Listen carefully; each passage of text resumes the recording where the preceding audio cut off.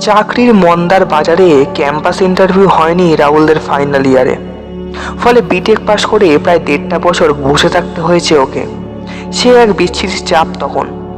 বাবা মা বলছে না কিছুই, তবু যেন ওই না বলাটাই অনেক কিছু বলে দিচ্ছে। শেষে অফ ক্যাম্পাসে যখন এই চাকরিটা হলো, হাফ ছেড়ে বাঁচল রাহুল।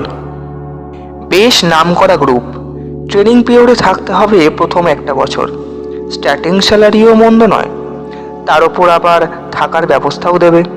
ঠিকই আছে, শুধু মনটা খচখচ করছে একটাই কারণে, সব কিছু ছেড়ে চলে যেতে হবে বাইরে, সেই নাসিক। বোম্বে থেকে প্রায় 3 ঘন্টার জার্নি নাকি আবার। যাবার টিকিটও কাটা হয়ে গেল, জ্ঞানেশ্বরী সুপার ডিলাক্স এক্সপ্রেসের AC 3-তে। দেখতে দেখতে যাবার দিন এসে গেল। 2 দিন আগেই দিদি চলে এসেছে। একটিমাত্র ভাই বলে কথা,